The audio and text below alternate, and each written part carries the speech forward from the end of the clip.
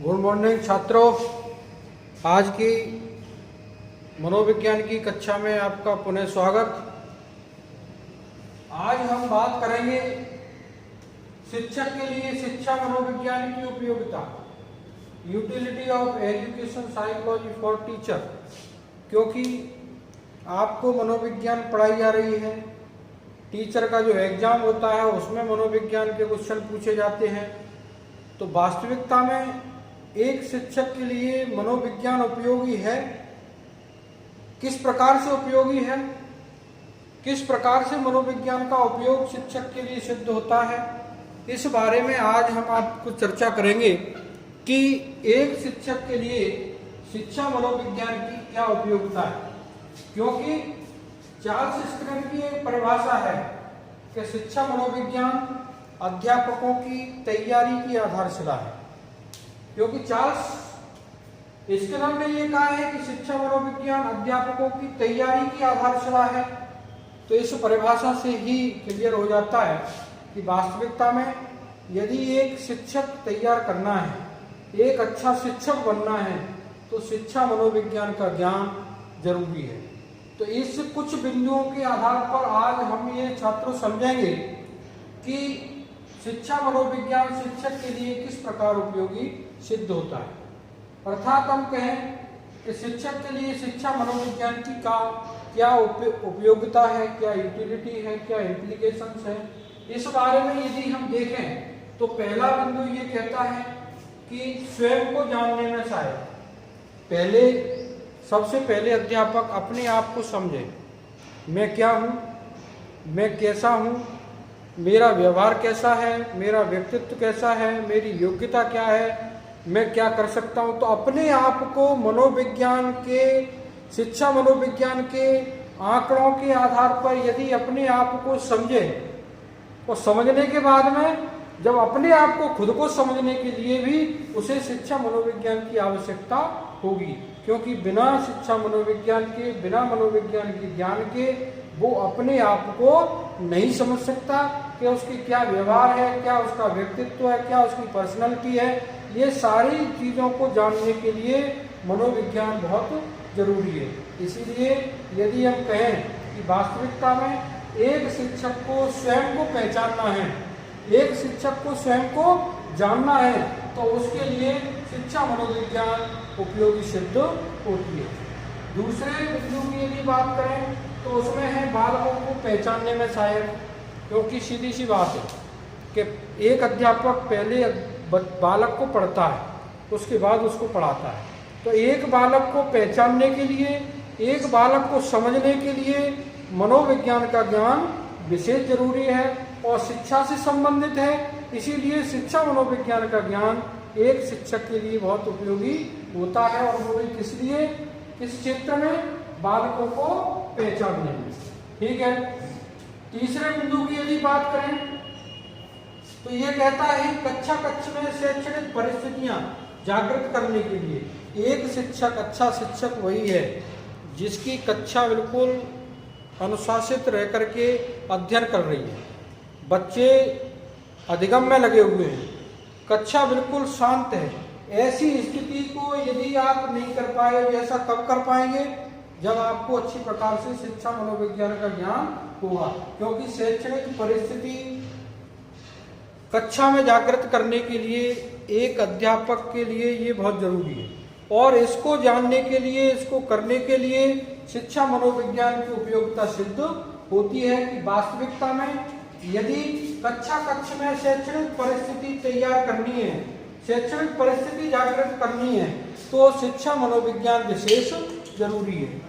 बिना शिक्षा मनोविज्ञान के ज्ञान के आप अपनी कक्षा में एक शैक्षिक परिस्थिति, शैक्षिक जागृति, शैक्षणिक परिस्थिति जागृत नहीं कर सकते। इसीलिए आज हम ये कह सकते हैं कि एक शिक्षक के लिए शैक्षणिक परिस्थिति को तैयार करने के लिए शिक्षा मनोविज्ञान उपयोगी सिद्ध होती है। चौथे बिंदु की यदि हम बात करें तो बालकों के प्रति प्रेम, सहानुभूति, समदर्शी भाव अपनाने में सहायक है। क्योंकि एक बालक अच्छी प्रकार से सहानुभूति पूर्वक, प्रेम पूर्वक और समदर्शी भाव रखते हुए, ये अध्यापक का एक अपना दायित्व होता है, अध्यापक का एक अपनी एक समझदारी होती है। और ये सारी चीज़ें शिक्षा मनोविज्ञान के आधार पर ही समझ में आती है कि जितने भी बच्चे पढ़ रहे हैं उनके प्रति किसी के प्रति अधिक लगाव नहीं और किसी के प्रति कम लगाव नहीं। कहने का मतलब समदर्शी भाव और सहानुभूतिपूर्ण तरीका। बच्चे गलती करते हैं, कोई बात नहीं, कर देते हैं, लेकिन उनके प्रति सहानुभूति भी आपके अंदर होनी चाहिए और प्रेम पूर्वक व्यवहार, आपका व्यवहार प्रेम पूर्वक होना चाहिए।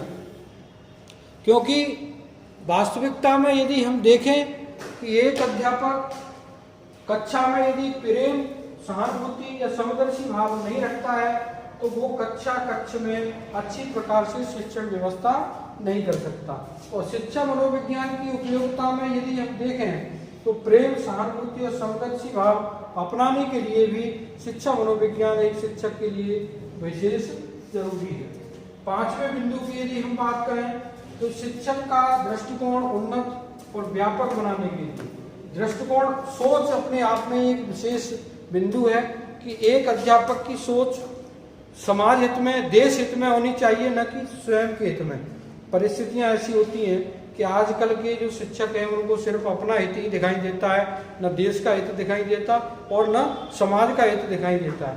इसीलिए यदि हम वास्तविकता में इस चीज को देखें तो एक शिक्षक का दृष्टिकोण अच्छा करने के लिए, दृष्टिकोण जागृत करने के लिए, दृष्टिकोण को बदलने के लिए, उनकी सोच बदलने के लिए, उनका दृष्टिकोण उन्नत करने के लिए शिक्षा मनोविज्ञान विशेष जरूरी है। क्योंकि बिना शिक्षा मनोविज्ञान के ज्ञान के एक शिक्षक का दृष्टिकोण आप नहीं बदल सकते। इसीलिए हम ये कह सकते हैं छात्रों कि एक शिक्षक का यदि दृष्टिकोण व्यापक बनाना है, उन्नत बनाना है, तो उसके लिए उस शिक्षक को शिक्षा मनोविज्ञान का ज्ञान जरूरी है। छठवें बिंदु की यदि हम बात करें तो बालकों के शैक्षिक विकास हेतु उचित शिक्षण विधि अपनाने में, क्योंकि हमने कल भी देखा था कि मनोविज्ञान के विकास के आधार पर नई नई विधियों का विकास हुआ, नई नई विधियों का अपनाया गया और आज एक उचित शिक्षण विधि यदि शिक्षा के क्षेत्र में अपनाई जा रही है तो वो शिक्षा मनोविज्ञान के ज्ञान के आधार पर ही अपनाई जा रही है। तो एक शिक्षक के लिए यदि परिस्थिति, टॉपिक और विषय के अनुसार यदि हम देखें तो वास्तविकता में एक शिक्षक के लिए अच्छी विधि किस बिंदु को किस विधि से पढ़ाया जाएगा, एक शिक्षक को ये ज्ञान शिक्षा मनोविज्ञान के आधार पर ही सिद्ध होता है। इसीलिए हम कह सकते हैं कि एक शिक्षक के लिए शिक्षा मनोविज्ञान उपयोगी सिद्ध होती है। अगले बिंदु की यदि हम बात करें तो बालक के शैक्षिक व्यवसायिक निर्देशन देने में बहुत बड़ी बात है, क्योंकि आज के बालक पथभ्रम हो जाते हैं। उनको अच्छा व्यवसायिक और शैक्षिक निर्देशन यदि समय पे मिल जाए तो उनकी जो ऊर्जा है, उनकी जो शक्ति है, उनका जो पैसा है, वो जो फालतू में खर्च होता है वो शायद रुक जाए, बच जाए और एक निश्चित समय पर वो अपना निश्चित उद्देश्य लक्ष्य प्राप्त कर सकें। क्यों भटक जाती हैं? क्योंकि उनको उचित समय पर उचित निर्देशन प्राप्त नहीं होता है, उचित मार्गदर्शन प्राप्त नहीं होता है। इसीलिए मनोविज्ञान, शिक्षा मनोविज्ञान के आधार पर एक अध्यापक बालक को समझता है, समझने के आधार पर उसको शैक्षिक और व्यावसायिक अच्छी प्रकार से निर्देशन देता है। उचित समय पर उचित निर्णय जब बालक कर लेता है तो वो अपने लक्ष्य को और उद्देश्य को आसानी से प्राप्त कर लेता है। इसीलिए एक शिक्षक के लिए शैक्षिक और व्यावसायिक निर्देशन देने में शिक्षा मनोविज्ञान उपयोगी सिद्ध होती है। छात्रों, अगले बिंदु की यदि हम बात करें तो ये कहता है बालकों को अभिप्रेरित करने में शायद बहुत अच्छी बात है, क्योंकि मोटिवेशन एक अपने आप में बहुत बड़ा विषय है। आपने देखा होगा कि हनुमान जी को अगर ये नहीं कहा जाता कि आप पवन पुत्र हैं, उड़ सकते हैं और लंका को पार कर सकते हैं और ये कर सकते हैं, सीता जी खोज ला कर सकती हैं, तो ये क्या है, हनुमान जी लंका को पार नहीं करते और उसको समुद्र को पार करके लंका में नहीं पहुंच पाते। क्योंकि वो मोटिवेशन यदि आप किसी छात्र को देते हैं, वो प्रोत्साहन, वो आपका निर्देशन, वो आपका अभिप्रेरणा यदि किसी छात्र को मिल जाए समय पर तो वो अपने लक्ष्य को अच्छी प्रकार से प्राप्त कर सकता है। तो एक अध्यापक एक छात्र को उचित समय पर सही निर्देशन के साथ अच्छा अभिप्रेरणा या अच्छा मोटिवेशन अगर दे सकता है तो वो अपने लक्ष्य उद्देश्यों को अच्छी प्रकार से प्राप्त कर सकता है। इसीलिए अभिप्रेरित करने के लिए, बालक को अभिप्रेरणा प्रदान करने के लिए एक शिक्षक के लिए शिक्षा मनोविज्ञान का ज्ञान जरूरी है। इसीलिए ये उपयोगिता सिद्ध होती है कि वास्तविकता में एक बालक को अच्छी प्रकार से मोटिवेशन के लिए शिक्षा मनोविज्ञान का ज्ञान जरूरी है। अगले बिंदु की यदि हम बात करें तो बालकों में शिक्षा के प्रति रुचि जागृत करने में सहायक, क्योंकि आप देखते हैं जब आप पढ़ाने जाते हैं, आपकी टीचिंग होती है, आप बच्चों को पढ़ाते हैं तो सबसे पहले एक कक्षा में जा कर के आप उनकी अपने विषय के प्रति रुचि, अपने विषय के प्रति जुड़ाव, अपने विषय के प्रति लगाव उत्पन्न करने के लिए कोशिश करते हैं। इंट्रोडक्शन करते हैं, प्रस्तावना के प्रश्न पूछते हैं। उनको कहने का मतलब किसी न किसी विषय के माध्यम से अपने विषय से और अपने से जोड़ने की कोशिश करते हैं। तो एक अध्यापक कक्षा में अगर इंटरेस्ट, रुचि जागृत नहीं कर सका तो वो बच्चे अच्छी प्रकार से शिक्षा ग्रहण नहीं कर पाएंगे, अधिगम अच्छी प्रकार से नहीं होगा। तो ऐसी इसलिए अच्छी रुचि और जागृत करने के लिए एक अध्यापक को शिक्षा मनोविज्ञान विशेष जरूरी है। और अगर शिक्षा मनोविज्ञान की उपयोगिता बालकों की शिक्षा के प्रति रुचि जागृत करने में ये बात कहें तो हम ये सिद्ध होती है कि वास्तविकता में यदि कक्षा में रुचि उत्पन्न करनी है तो उसके लिए शिक्षा मनोविज्ञान जरूरी है। अगले बिंदु की यदि बात करें तो मूल्यांकन की नवीन विधियों का उपयोग करने में सहायक। आज हम देखते हैं ट्रेडिशनल जो मेथड्स पहले थे, मूल्यांकन की जो पद्धतियां पहले थी वो आज बदल गई हैं। आज मूल्यांकन अपने स्तर पर मनोविज्ञान के आधार पर होता है। एक शिक्षक किस स्थिति में है, किस स्थिति में उस बालक का मूल्यांकन करना चाहता है। आप प्रवेश लेने जाते हैं तो सबसे पहले आपका साक्षात्कार से मूल्यांकन कर लिया जाता है। आप जब परीक्षा देने जाते हैं तो आपका ऑब्जेक्टिव प्रश्नों से मूल्यांकन कर लिया जाता है। कुछ वर्बली प्रश्न पूछ करके आपका ऑब्जर्वेशन कर लिया जाता है। तो कहने का मतलब यदि आज हम शिक्षा मनोविज्ञान के ज्ञान के आधार पर ये देखें कि एक अध्यापक मूल्यांकन की विभिन्न विधियों का प्रयोग कर सकता है तो वो किसके आधार पर कर रहा है? शिक्षा मनोविज्ञान के आधार पर। तो यदि हम देखें कि वास्तविकता में एक अध्यापक अच्छे मूल्यांकन के लिए शिक्षा मनोविज्ञान का सहारा लेता है। अगले बिंदु की यदि बात करें तो बालक के व्यवहार का अध्ययन करने में सहायक, क्योंकि पहले बालक को पढ़ा जाता है, तब बालक को पढ़ाया जाता है।